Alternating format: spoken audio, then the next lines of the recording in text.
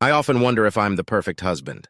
My job demands a lot from me, and there are times when I come home feeling a bit down. I might not be rolling in cash, but we manage to live comfortably. Our home is nice, we have 2 decent cars, my wife has a wardrobe full of stylish clothes, and our 8-year-old daughter Vanessa has plenty of expensive toys. At the end of the day, I see myself as a simple, hard-working man who deeply loves his family. Gloria and I have enjoyed almost 12 years of marital happiness. However, recently, something seems off between us, a subtle shift that's hard to pinpoint. Gloria has been distant, showing an aloofness I've never seen before. She's been quick to find fault with me over small things, which isn't like her at all. I've tried talking to her about it, asking if something's bothering her that she's not telling me. But like many spouses, she brushes it off, blaming her behavior on tiredness or a tough day. Initially, I gave her space to sort through her troubles, but her detached attitude is starting to grate on my nerves. Besides, any married couple knows that problems with your spouse often spill over into the bedroom. I've always tried to keep our love life exciting and spontaneous. Being a romantic, I used to surprise Gloria with things like bringing home roses after work to set the mood. In the past, these gestures usually led to carnal moments later on. However, lately my efforts seem to be met with just a thank you and a quick kiss. Instead of appreciating them, it's like Gloria sees them as me trying to make up for something. For weeks now, Gloria hasn't shown any interest in closeness, and when I try to initiate, she either isn't in the mood or claims to have a headache. Even when she does agree, she's passive, leaving me to do all the work. As time goes on, I find myself pulling away mentally. I spend time with our daughter when I get home and try to avoid interacting with Gloria as much as possible, which only makes things worse. Feeling desperate, I've spent time at work trying to figure out what might have caused Gloria's behavior, but my introspection hasn't given me any answers. I've replayed countless scenarios in my head, trying to understand why Gloria's acting this way. The more I think about it, the more I can't shake the idea that she might be having an affair. I try to reassure myself that she'd never betray our marriage, but the thought won't go away. So I've started researching signs of infidelity, looking for any changes in behavior or routines. I haven't noticed any significant shifts, but most of my interactions with Gloria are in the evenings.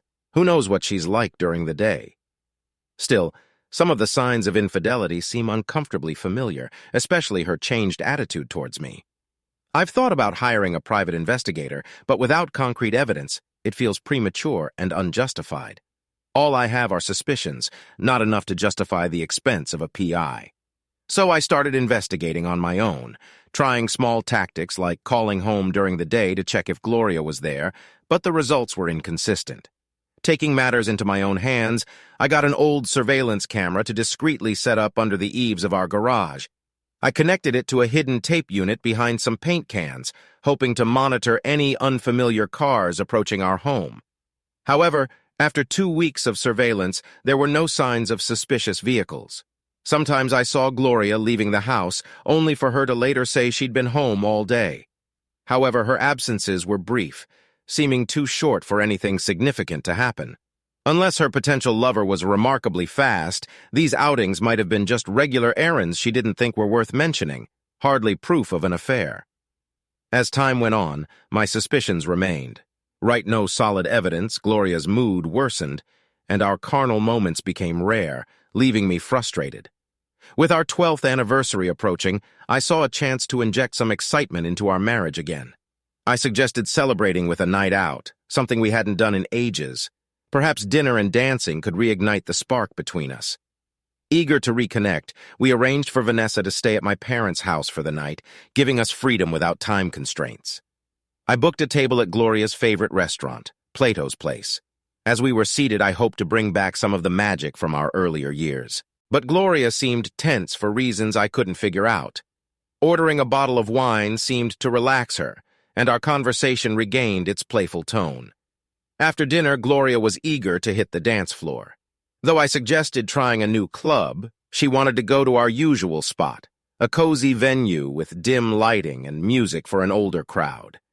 Given the atmosphere and music, it wasn't a hard choice. Dancing had always been something we enjoyed together, drawing us closer in the beginning. Finding a secluded table, we had a few drinks before hitting the dance floor with nostalgic flair. It felt like going back in time, both of us enjoying the moment. After dancing for nearly an hour, we took a break at our table. As I watched Gloria gracefully move across the floor, thoughts of closeness lingered. But my attention shifted when I noticed I wasn't the only one captivated by her presence. Across the room, an incredibly attractive man sat alone at a corner table, his eyes fixed on Gloria's every move. A twinge of concern shot through me as I witnessed what seemed like a brief interaction between them. Did they know each other? As Gloria disappeared into the restroom, I couldn't shake the feeling that the man's gaze lingered on me with a hint of smugness. Although we were in a dance club, I puzzled over why he was there solo until it occurred to me that, like Gloria, his companion was likely in the restroom. Getting a close eye on the man while waiting for Gloria's return, I couldn't ignore the unsettling suspicion creeping back in.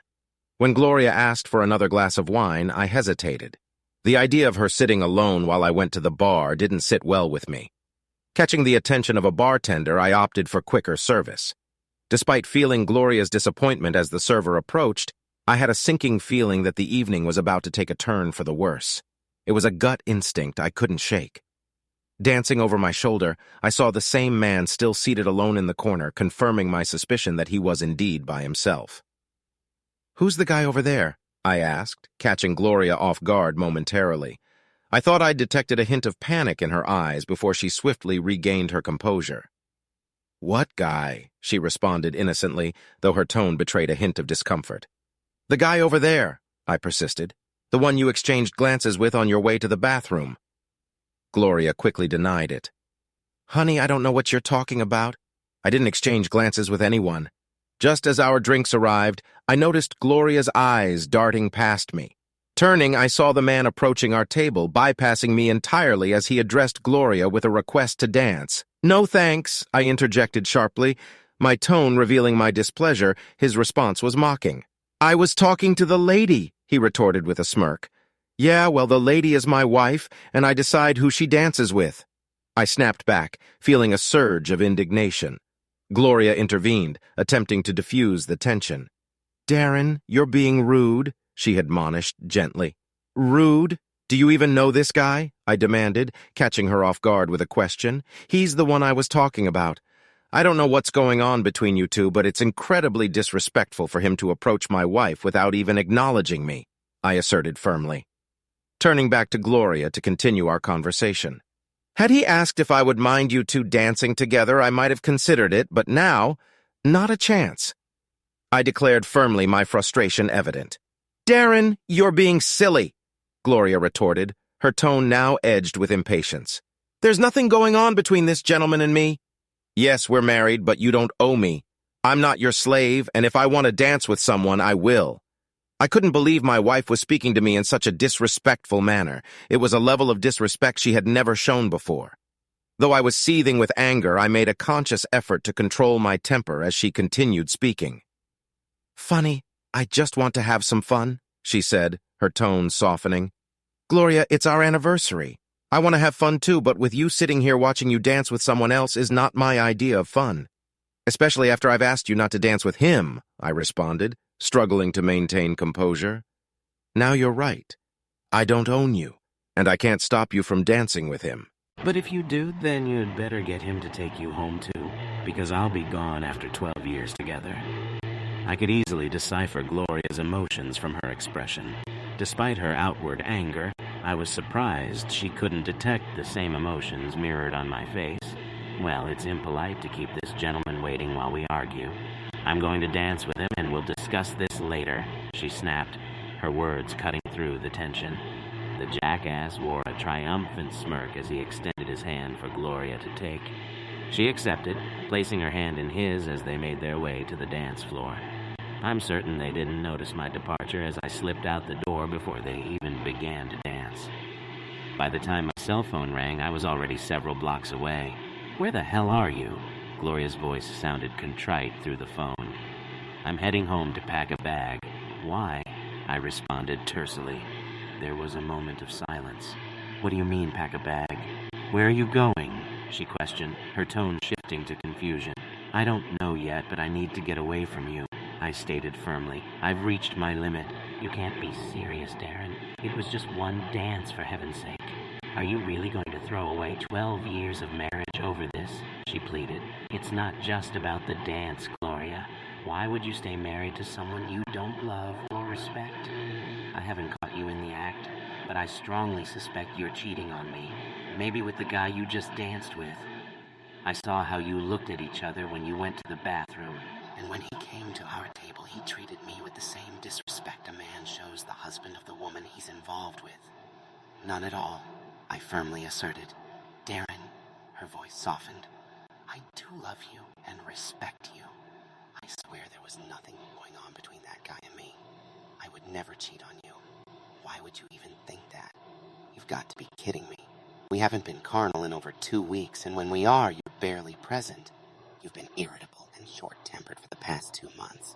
Don't tell me you respect me because your actions tonight proved otherwise. If you're not having an affair, you're certainly acting like it, I retorted.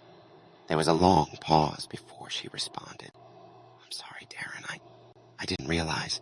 I'm sorry for how I acted. I'm sorry for tonight. I'm sorry I gave you reason to think I'm having an affair. Another brief pause. I guess I did glance at that guy on the way to the restroom. He was attractive.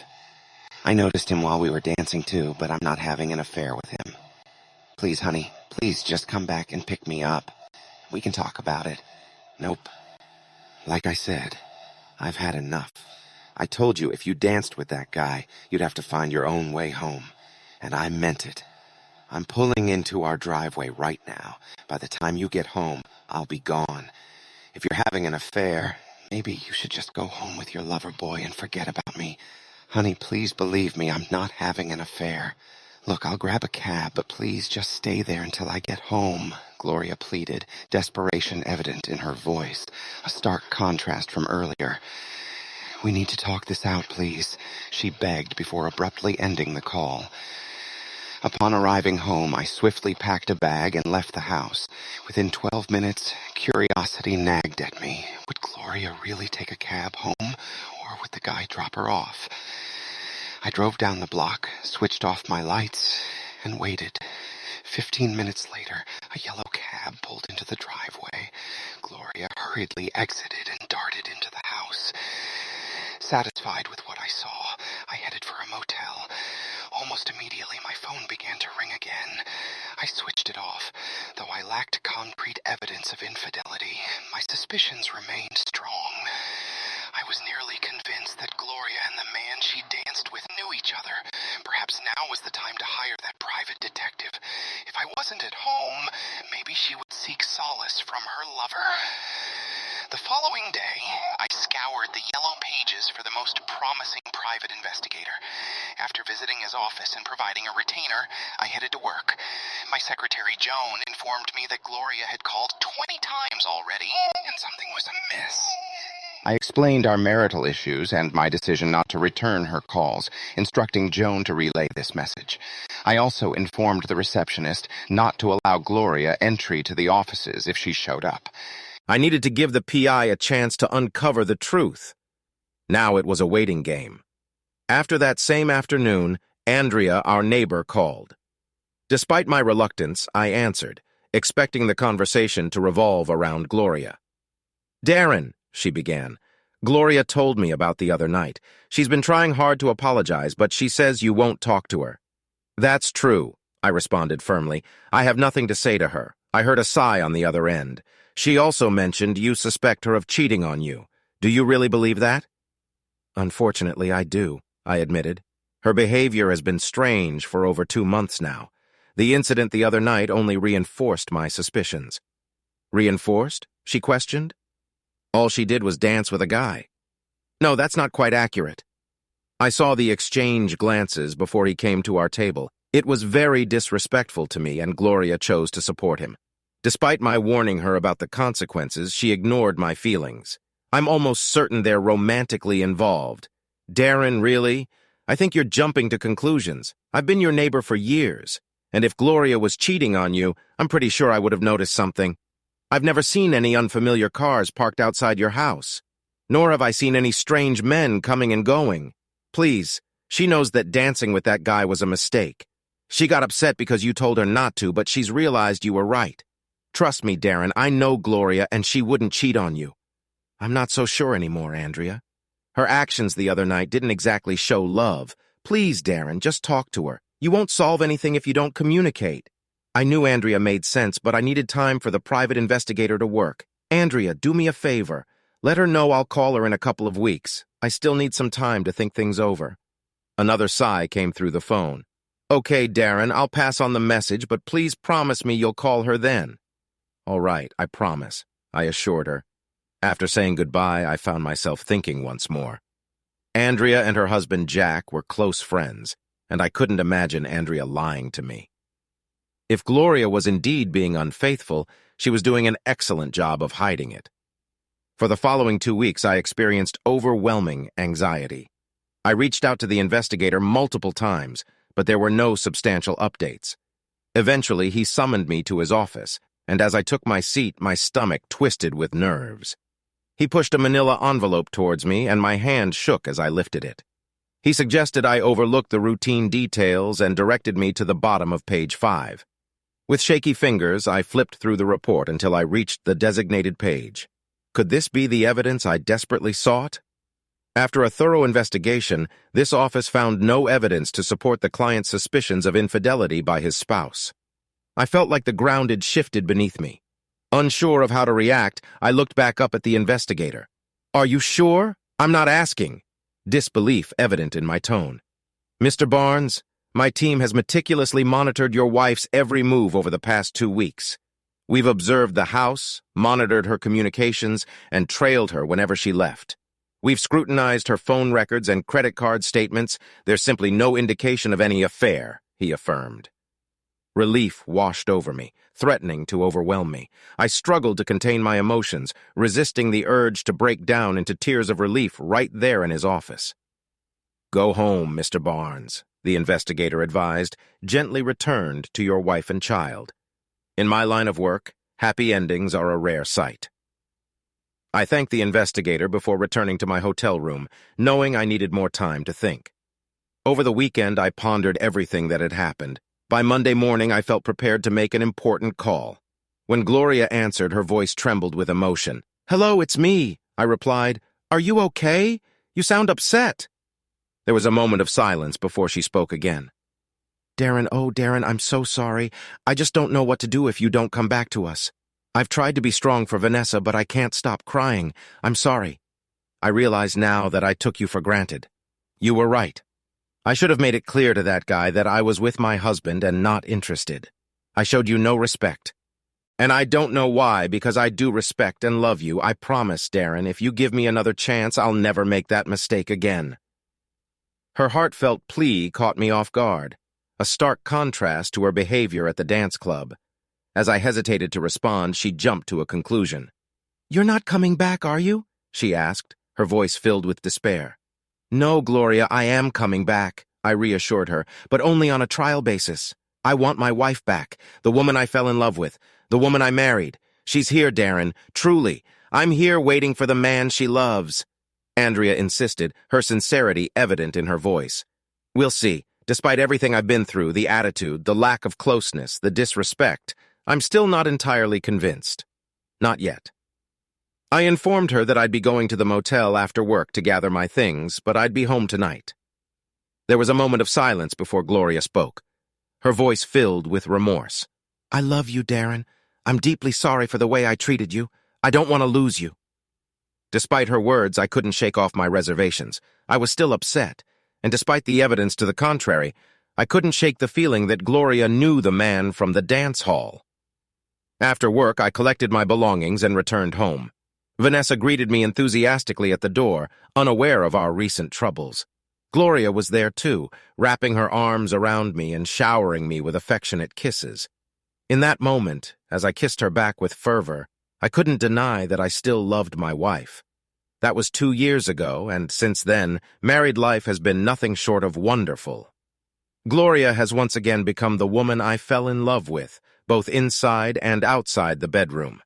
A few months back, she surprised me with a birthday party, a gesture we hadn't done much for my birthday in the past, but became a tradition upon my return. Last night marked our 14th wedding anniversary, and this time Gloria took charge of planning the entire evening.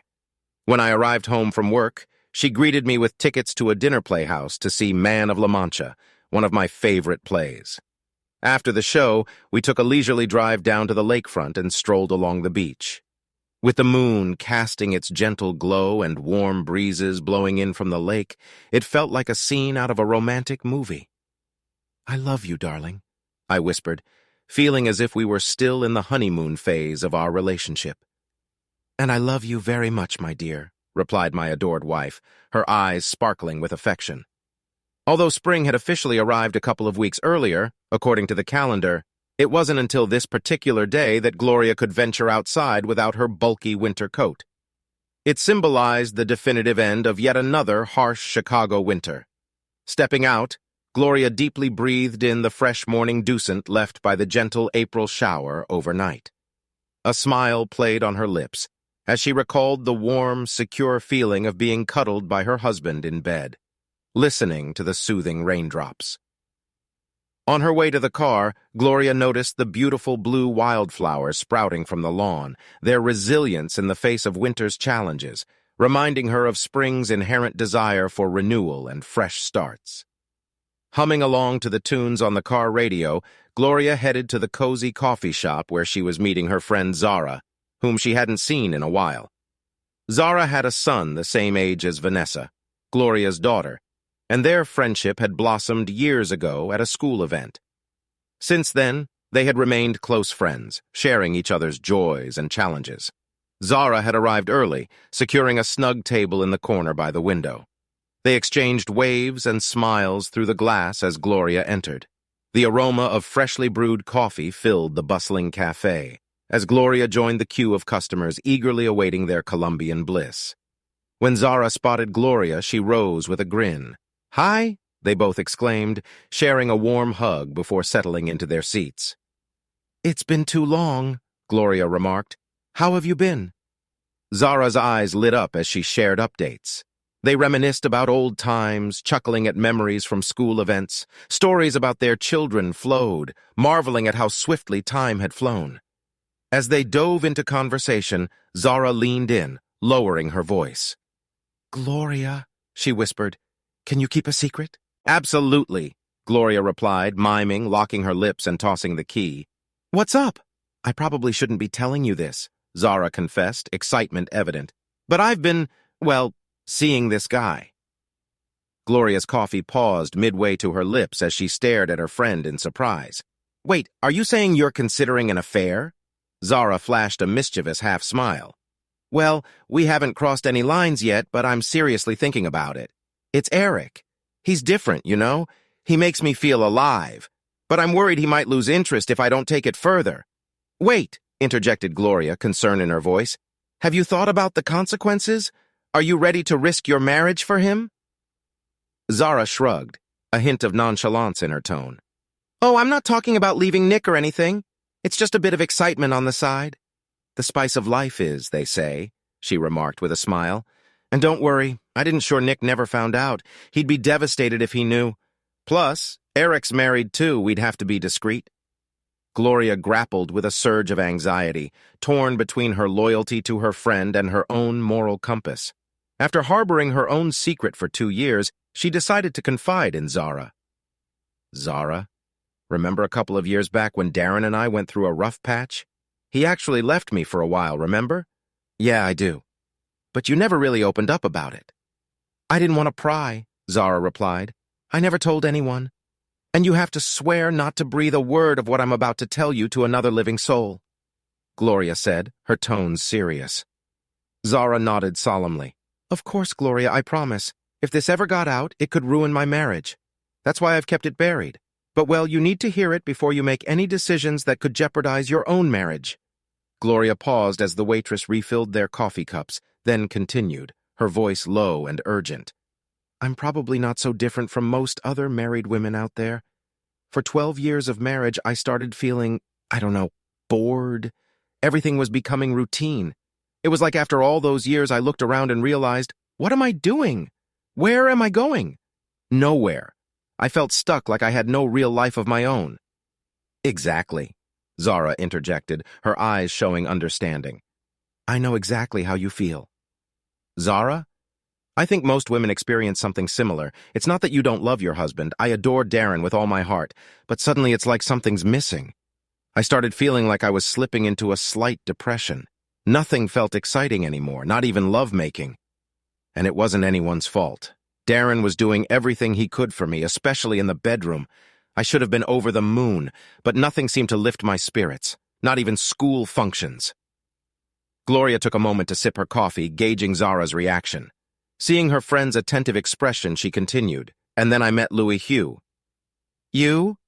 You had an affair? Zara asked, her voice barely above a whisper. Gloria nodded solemnly.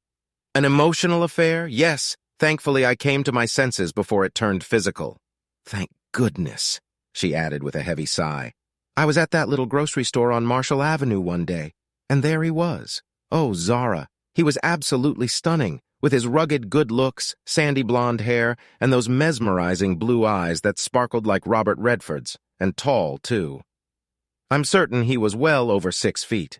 Even with his clothes on, I could tell he had a nice build. I couldn't tear my eyes away from him until he caught me. Of course, I felt myself blushing as he smiled back at me. We began flirting, and it was thrilling, almost forbidden. But eventually, I snapped out of it. I needed to focus on my shopping, so I made my way to the produce aisle.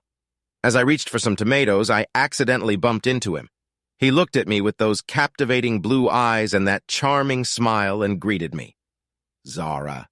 I hate to admit it, but I could feel myself getting aroused. It was so embarrassing. I prayed he couldn't sense the scent I was giving off. I must have been blushing profusely. He offered his hand for a shake and introduced himself. Despite seeing my wedding rings, he wasn't discouraged from trying to pursue me. It was flattering to think that a man like him could be interested in me. We conversed and laughed as we moved through the aisles, collecting our groceries. At the checkout, he confidently gave me his number and proposed lunch for the following week. Zara listened intently to Gloria's narrative, finding it strangely familiar. I almost threw away his card. As I left the store, I thought, sure, we'll have a passionate love affair and then my husband will catch us. But I didn't. What didn't you do? Zara inquired and intrigued. I didn't toss his card. I kept it in my purse. Wow! On the way home, all I could think about was Louis. Zara arrived while I was putting away the groceries. I already felt guilty, so I snapped at him when he tried to help. It was like some unconscious defense mechanism. Poor Zara just asked if something was wrong. Oh my God, what did you tell him? I lied, naturally. I said I was just a little tired from shopping. Truthfully, I was secretly ecstatic. Anyway, Gloria continued, I knew I shouldn't call him. It was wrong. I also knew I was feeling vulnerable. I kept telling myself no, but I couldn't resist. I found one of the last payphones in the city and dialed the number on his card. We agreed to meet for lunch the next day. With anticipation, Zara waited for Gloria to take another sip of coffee before proceeding. Zara, as we headed to the restaurant, my emotions were all over the place. I felt a mix of terror, excitement, and intense desire. At one point, Louis reached across the table and held my hand. I felt a strong urge to be carnal with him, but guilt, or maybe fear, stopped me. Nonetheless, I couldn't act on it. But Louis persisted. He subtly belittled Darren, making me question our relationship. Foolishly, I fell for it, finding myself resenting my own husband. Before I knew it, Louis had cleverly manipulated me into thinking Darren didn't appreciate me. Your situation sounds so similar, Gloria. Zara commented. That's why I'm telling you this, Zara.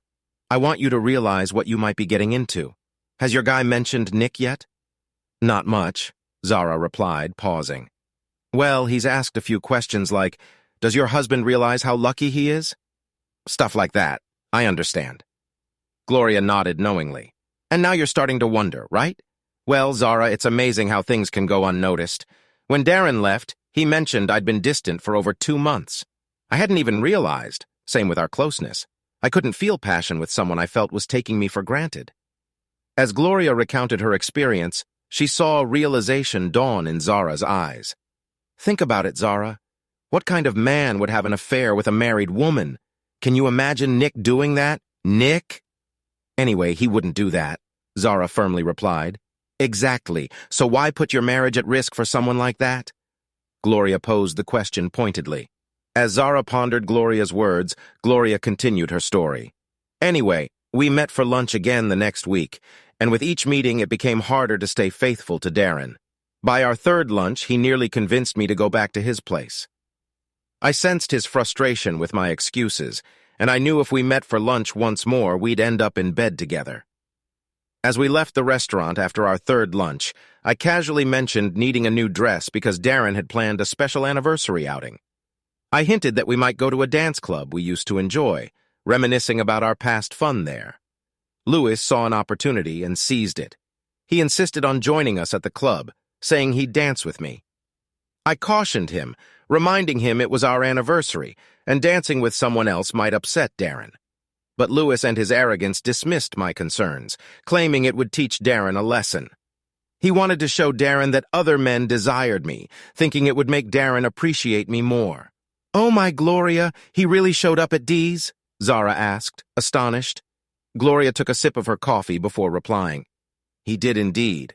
I spotted him as soon as we arrived. Naturally, I ignored him. Darren and I were having a good time until Louis approached asking me to dance." "Oh my goodness," Zara gasped, shocked. "Yep." And to make matters worse, he completely disregarded Darren, even being rude to him. Naturally, Darren was offended and gave me an ultimatum, saying I couldn't dance with Louis. "You know how stubborn I can be?" I said. I got upset and insisted on dancing with him anyway. Darren warned me he wouldn't be there when we finished. "But who takes such threats seriously, right?" Zara observed, Gloria's eyes welling with emotion as she continued. As we hit the dance floor, I confronted Louis about his behavior toward Darren. I asked why he had to be so disrespectful, to which he replied he wanted to put Darren in his place. That just made me angrier. Of course, Louis kept me close while we danced, but I was mainly concerned if Darren was watching and getting angrier. I was so preoccupied I didn't notice when the first dance ended, and we started the second. When the music stopped, I told Louis no more dances. I said I was going to spend the rest of the evening with my husband. As I headed back to our table, I saw Louis trailing behind me. I demanded to know what he thought he was doing, and he said he wanted to apologize to Darren. When we got back, Darren was gone. Louis sat down and casually mentioned he'd wait with me until Darren returned. I had a sinking feeling he had no intention of apologizing. Instead, he seemed bent on stirring up trouble between Darren and me. "Why would he do that?" Zara asked, puzzled. "What would he gain from it?" I wondered, guessing he hadn't succeeded in seducing me. So he tried to create discord between Darren and me instead. He probably hoped I'd turn to him for comfort, expecting we'd end up together before the night was over. I assumed Darren had gone to the restroom. I urged Louis to return to his table, but he hesitated. When the waitress approached, he took the chance to order drinks. It was then she asked if we wanted to start another tab. I was stunned. Darren had already paid the bill before leaving with Zara. He felt like I was witnessing my entire married life unravel. I couldn't fathom he'd left me like that. Gloria's anguish was palpable as she recounted her tale, and Zara couldn't help but feel her friend's pain. Emotions swirled within Zara, and soon a solitary tear trickled down her cheek. "You don't have to tell me all this, Gloria," Zara said, her voice thick with empathy. "You're upset. Maybe we should pause." "No, I need to tell you everything, Zara," Gloria insisted, her resolve clear. "You need the full picture. It's crucial." She paused, gathering herself. So where was I? Right. I immediately dialed Darren, asking him to return and pick me up. That's when he dropped the bombshell. He suspected I was having an affair, possibly with Louis. He said he was considering packing a bag and leaving, uncertain if he'd come back. Gloria reached for a napkin, wiping away tears that welled in her eyes. It hit me like a ton of bricks. "Zara," she continued, "it was like a sudden realization. Everything became clear. It wasn't Darren taking me for granted. He'd done everything to support me. It was me. I was the one taking him, Vanessa, and our life together for granted. I realized I was risking my entire marriage for some idiot. I pleaded with Darren to return so we could talk, but he refused, so I hailed a cab." "What was Louis doing during all this?" Zara asked. "Oh, he wasn't giving up, not yet. He insisted Darren didn't deserve me and pressed me to go home with him instead. I shut him down promptly," she recounted with a laugh, "but he persisted. He followed me outside and made advances as the cab arrived. I didn't hesitate to give him a knee to the groin. Doubled over in pain, I warned further contact would lead to a closeness intimidation lawsuit. Zara reached out, gripping her friend's hand as Gloria brushed away more tears. By the time I got home, Darren was gone. I tried calling, but his phone was off. Zara, I was terrified. I could see my marriage crumbling before my eyes. Everything we'd built, our whole family, seemed on the brink of collapse. I've never been so scared. The next day, I tried reaching him at work, but he refused to talk. His secretary said he'd instructed not to see me if I came by. Feeling desperate, I turned to Andrea, my neighbor. Given Darren's good relationship with her and her husband, I hoped she might convince him to talk to me. Surprisingly, he did speak to her, but only to express the need for time to think and to promise to contact me in a couple of weeks. Understanding that pressuring him would backfire, I opted to grant him the space he requested. Those 2 weeks were agonizing. Whenever Vanessa was around, I forced a facade of strength, telling her that Daddy was away, but in private tears flowed freely. I feared I had irreversibly damaged our bond. Gloria paused, her voice thick with emotion. "I'm sorry," she said to Zara, wiping tears. "It's still hard to discuss even now." Taking a deep breath, she resumed her narrative. As I was saying, Darren finally called and said he was coming home. "Zara, I was on the brink of losing everything. And let me tell you, it made me realize the worth of what I had and how incredibly lucky I was. Ultimately, Zara, love must triumph over desire. I love Darren and he loves me. In my view, no man is worth risking that for." "Wow," Zara responded thoughtfully. "You're absolutely right. I can't imagine what I would do if my husband left me. Did you ever confess the truth to Darren?" "Are you kidding?" "After nearly losing him, I couldn't risk a repeat. Zara, I live in constant fear of him uncovering the truth. But since he returned home, I've worked hard to be the best wife I can be. I no longer take him or our marriage for granted. Every day I count my blessings and express my gratitude to Darren with all my heart. I can only hope it's enough if he ever does learn the truth." Zara squeezed Gloria's hand reassuringly. "I'm so thankful you shared your story with me, Gloria. You've saved me from a huge mistake. Thank you." The two friends talked a bit longer, then tentatively set their next meeting before saying goodbye. Gloria felt a sense of fulfillment, knowing she had just steered her friend away from a disastrous choice. She made it home just in time to welcome her daughter with a kiss and a snack after school. "Vanessa is growing up so fast," she reflected. "She'll be 10 soon. Where does the time go?" When Darren returned from work, Gloria greeted her husband with warm hugs and kisses. Until that day, she had never brought up the topic of their challenging period in their marriage. Talking to Zara reminded her of the wonderful life she and Darren had built together. Later that night, with Darren peacefully sleeping beside her, Gloria turned on her side and propped herself up on her elbow. She studied the lines on his face, each representing the passage of time and cherished memories. With gentle fingers, she traced a few of the newer lines, feeling affection and admiration for the man beside her. Softly, Gloria kissed him. As their kiss deepened, Darren's lips curved into a wide smile. He embraced his beloved wife tightly, returning her affection with a passionate kiss. "I thought you were asleep," Gloria whispered. "Actually, I was thinking about what to get Vanessa for her birthday," he replied. "Do you know what she really needs?" "What?" Gloria asked. "A baby brother or sister," Darren declared. Though not entirely surprising, the suggestion of expanding their family brought a smile to Gloria's face. It seemed her husband had made the decision for them. "Well, her birthday is only 2 months away, honey. Shouldn't we start?" Gloria teased. Darren's grin widened. "You read my mind." 2 months later, Vanessa celebrated her 10th birthday with a big party in the backyard. Mom and Dad invited all her friends, making sure there was plenty of ice cream and cake for everyone. After the festivities, Gloria and Darren surprised their daughter with another special gift and the joyful news of an upcoming baby brother.